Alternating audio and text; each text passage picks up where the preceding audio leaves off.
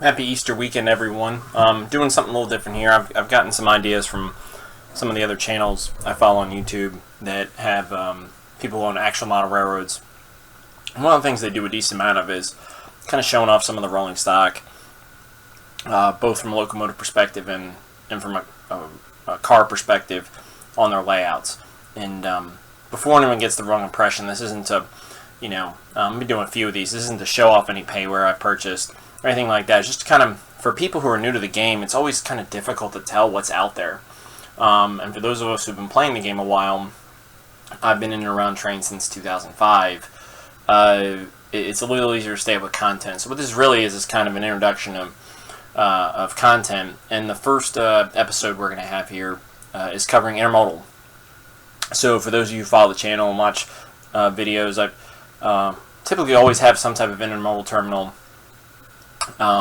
in the routes, whether it was North Jersey, the St. Louis line with a smaller intermodal terminal in Indianapolis, or here on the Chili sub with a sprawling setup at Willow Springs.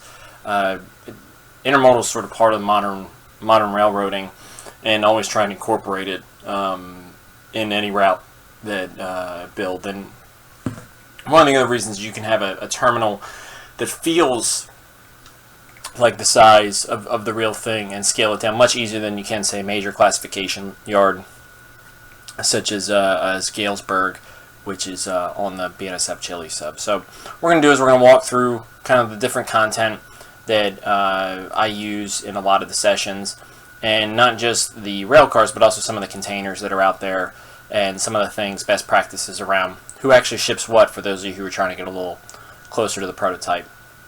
So I haven't arranged the cars in any particular order.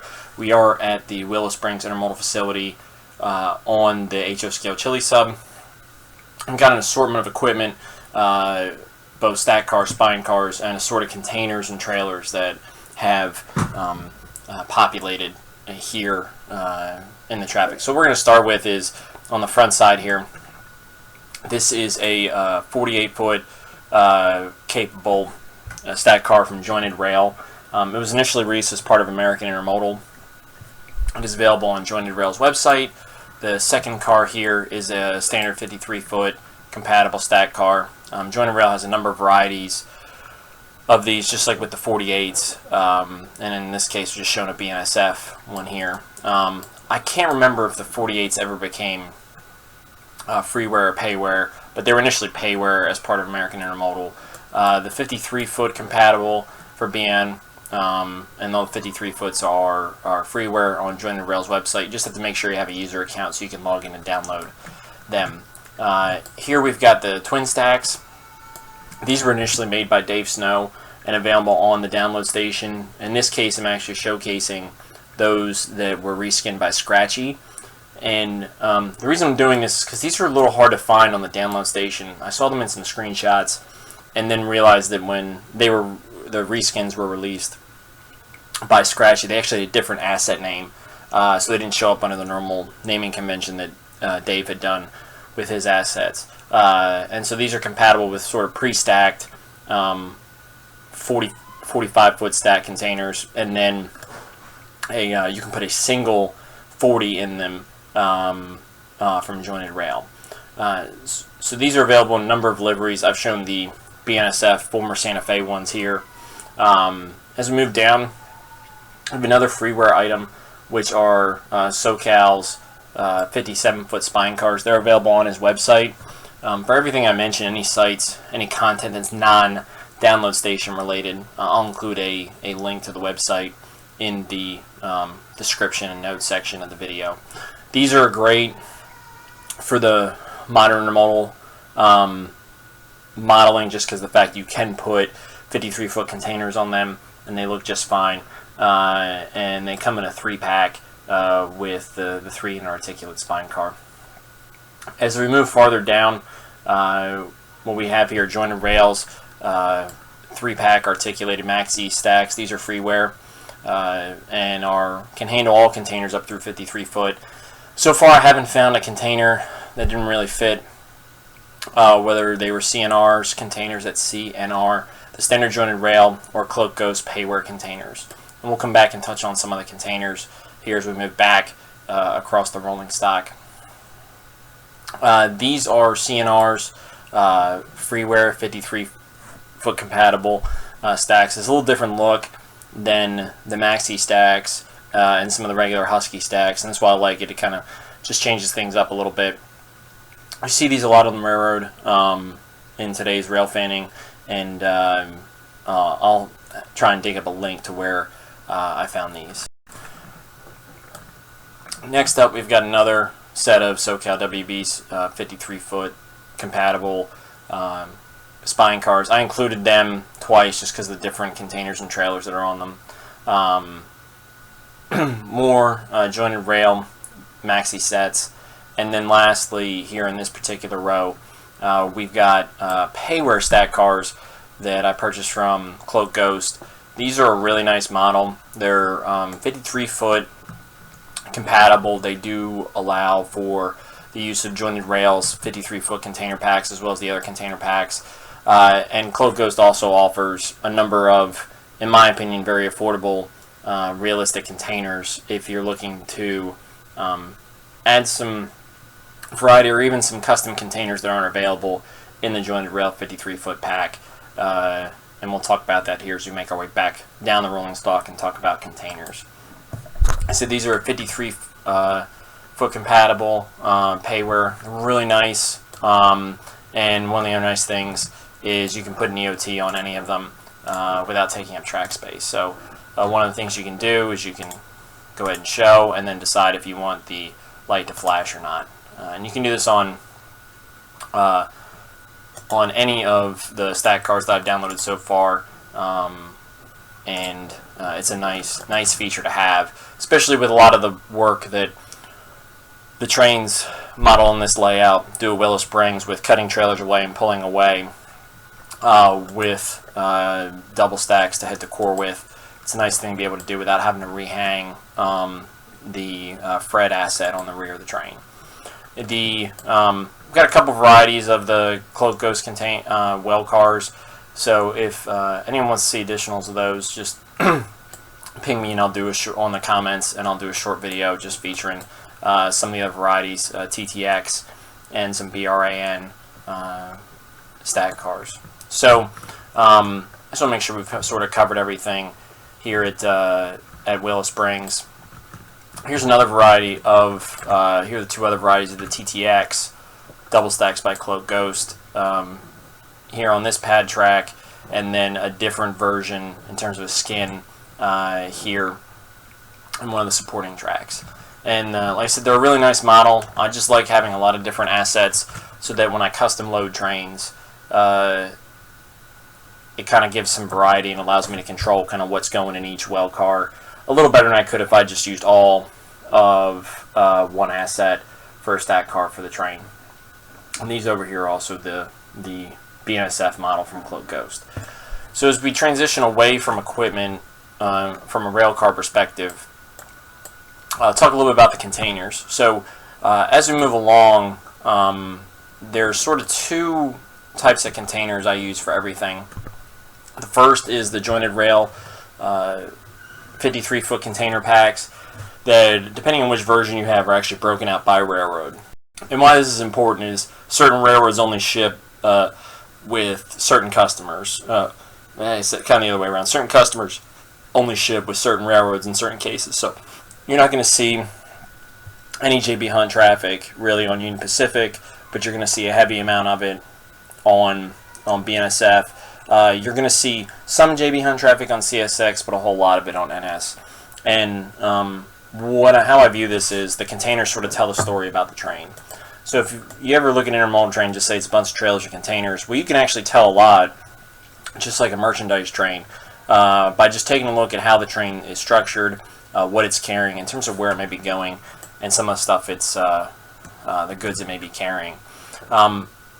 One of the things that I have done is purchased some of the Cloak Ghost container add-ons, which do not come with the cars. It's an additional cost, typically $2 a container. There are some that I think are $4.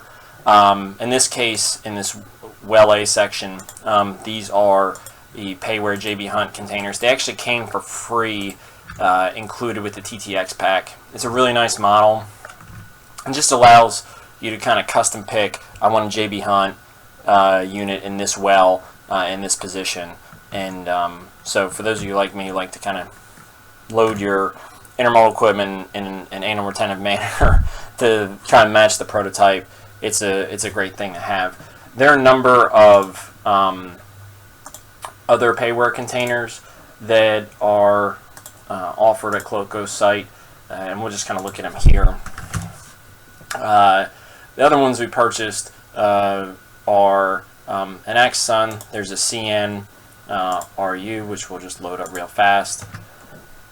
We'll just kind of go through these one at a time. And this is a refrigerated container. There is a, and I wish there was a better way to do this. There's a CFOC Logistics, which is kind of the generic gray containers you may see out west on a lot of BN trains.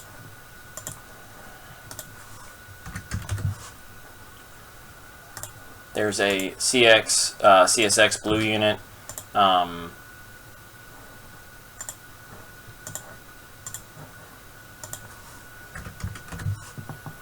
CH Robinson, and there are a couple others I'll highlight here, which just you can't get a lot of places. And one of the reasons I started paying for containers is you couldn't get some of these skins really anywhere else, and CH Robinson being one of those examples where it's shipped a decent amount by the BNSF. You see it a lot in the Chili Sub and the prototype. I want to be able to capture that as much as possible here on the layout.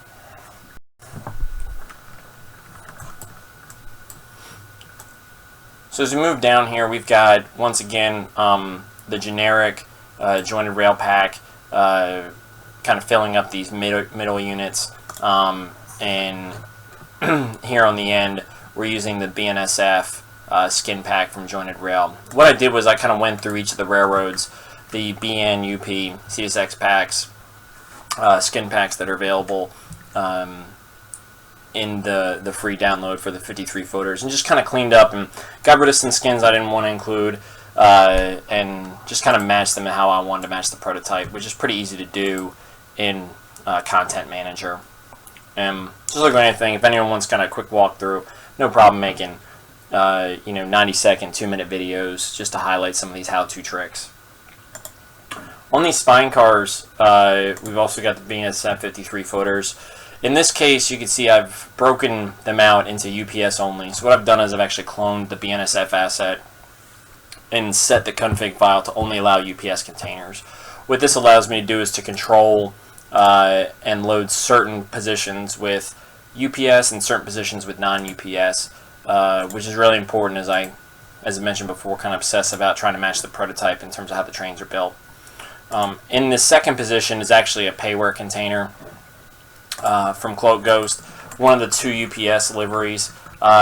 It's a pretty nice model in terms of some of the coloring and weathering, really closely matches the prototype in terms of what you see out there in out west, and a little more prevalence out east as UPS shifts to more containers in their lanes. And then here in the CNR weld car, we've got the 2 varieties. You can sort of see from Cloak Ghost the 2 different weathering, with this being a little cleaner on the top and the bottom weld being a little more the weathered variety. In this last spine position, it's the standard TOFC pack with, again, I've modified the cloned and then modified the config file to only allow the UPS skins, which once again, just like kind of a common theme, allows me to control what I load in each position with some certainty versus having to scroll through, kind of refresh the load until you get the type of trailer you want.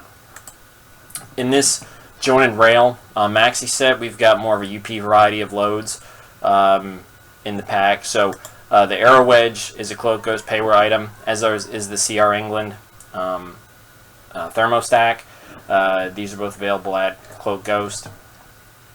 The hub group container is part of the UP skins from jointed rail, and then in the third weld position here, we've got 2 more loads of the UP variety EMP, which you'll see a lot, as well as CSX.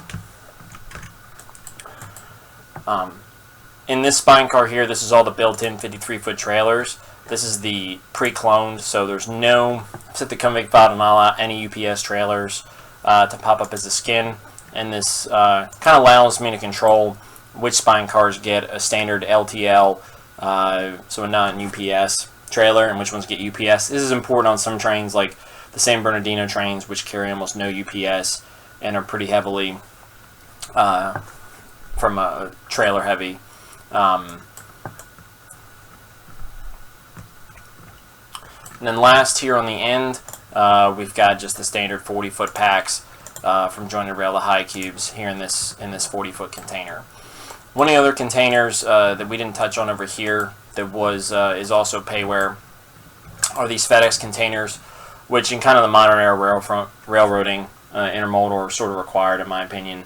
And these are payware from Cloak Ghost. They're a nice model, fits well with kind of anyone who's trying to model modern intermodal, and just a really nice nice find. Wasn't thrilled to have to pay for containers, but for $2 here and there, you kind of spread your purchases out. In the end, you get a nice realistic feel with your intermodal trains.